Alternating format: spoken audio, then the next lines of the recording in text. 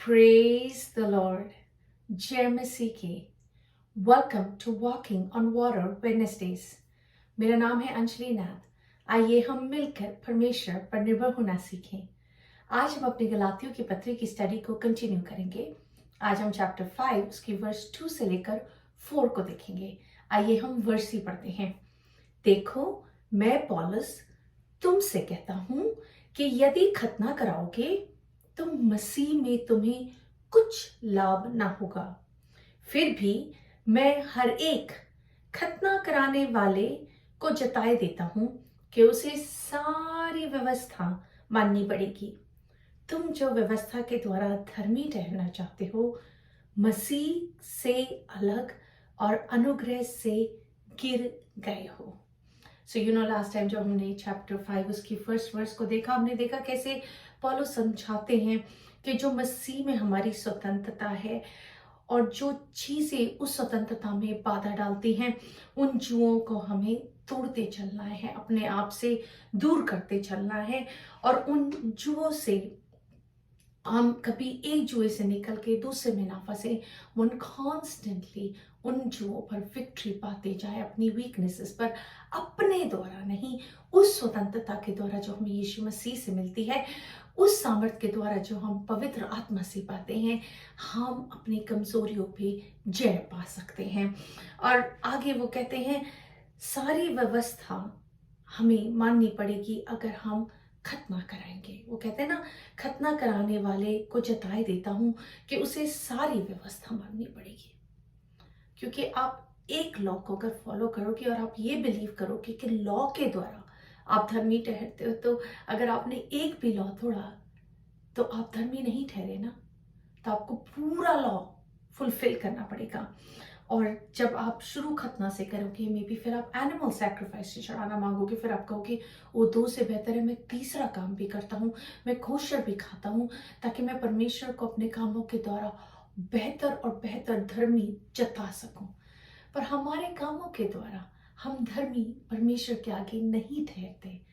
यीशु मसीह जिसने पूरी व्यवस्था को पैदाइश से अंत तक पूरा किया, उनकी कुर्बानी के द्वारा और उन पर विश्वास करने के द्वारा हम परमेश्वर के पास और परमेश्वर के सामने धर्मी ठहरते हैं। व्यवस्था या काम के अंदर वह कुव्वत थी ही नहीं कि किसी भी मनुष्य को धर्मी बना सके, तभी यीशु मसीह का आना जरूरी था।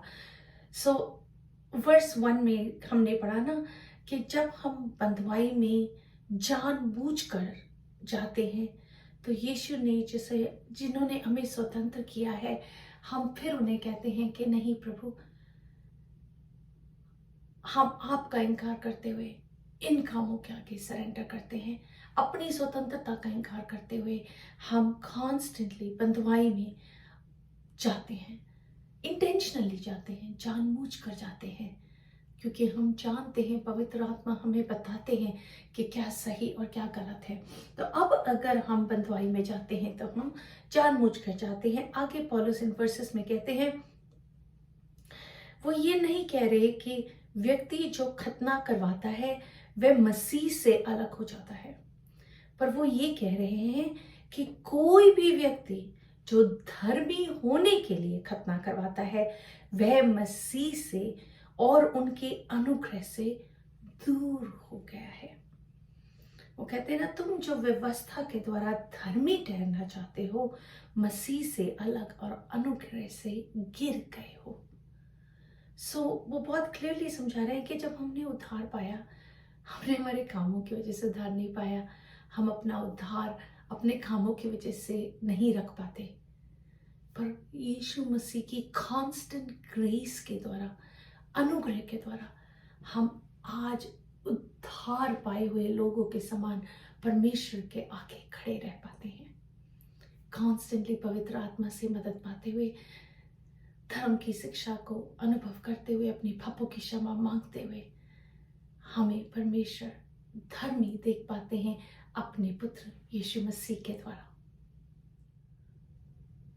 पौलुस इस बात को जब एड्रेस करते हैं कि हम उद्धार अपने कामों की वजह से नहीं पाते, हमें उद्धार परमेश्वर ने मुफ्त में ही दिया है। और अगर हम कॉन्स्टेंटली जानबूझकर परमेश्वर का इनकार करते रहें तो ये पॉसिबिलिटी भी है कि हम उस उद्धार को खो सकते हैं। Scott McKnight says, I believe the overall teaching of the New Testament assumes that Christians will persevere. There are numerous utterances of the assurance that they can have of their final destiny. But I'm also of the view that there are enough terrifying passages to make one think apostasy is a real possibility. And that in the case of apostasy, one can forfeit one's salvation. Hindi में पढ़ूंगी। मेरा मानना है कि नए नियम की शिक्षा ये मानती है कि मसीह दृढ़ रहेंगे।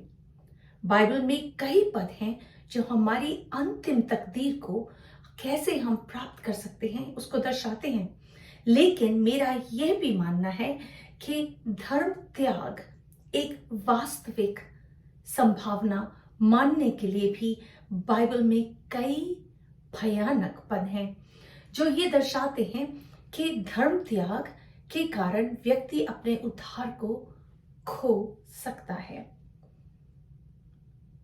पहला यूहन्ना 2:19 में लिखा है, वह निकले तो हम ही में से, पर हम में के थे नहीं, क्योंकि यदि वह हम में के होते तो हमारे साथ रहते, पर निकल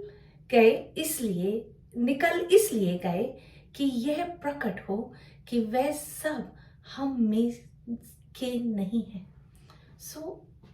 ऐसे लोग हैं जो बैकस्लाइडन होते हैं, जो मसीह का इनकार करते हैं उद्धार पाने के बाद, एंड ये पॉसिबिलिटी को भी पौलुस लोगों को अवेयर करते हैं कि तुम अपने उद्धार को खो सकते हो।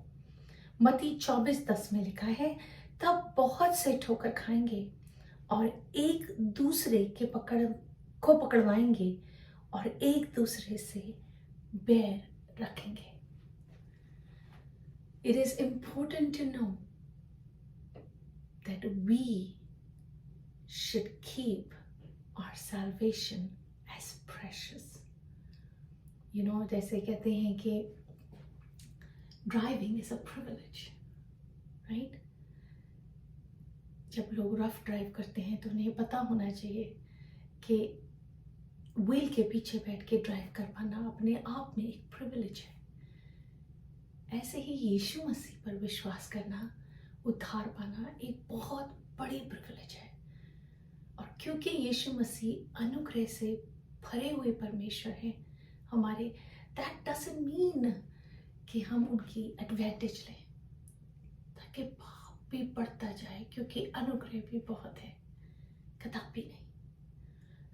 इस चीज को पौलुस बहुत अच्छे रूप से वर्स 4 में कहते हैं, you are severed from Christ, you who would be justified by the law, you have fallen away from grace. आइए इस हफ्ते एक चैलेंज को एक्सेप्ट करें। आइए हम परमेश्वर के अनुग्रह से दूर ना जाएं।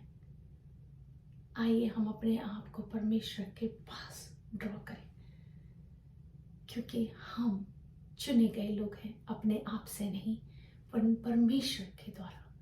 तो आइए उसे एक ऑनर मानते हुए उस पोजीशन को हम हम्बली, ऑनरेबली और भय में इस जीवन के एक्सेप्ट करते हुए बिताएं। आइए हम प्रार्थना करते हैं। पिता, मैं यीशु के नाम से आपके समीप आती हूँ।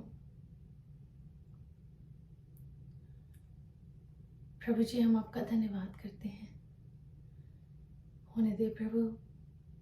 हम अपने उद्धार को खोए नहीं यीशु मसीह। हम उद्धार कामों से नहीं पर विश्वास के द्वारा पाते हैं, और वो विश्वास जो हम में है प्रभु वो हमेशा बना रहे जब तक आपका आगमन ना हो यीशु मसीह। हम विश्वासी बने रहें यीशु मसीह, आप पर विश्वास करते रहें यीशु मसीह।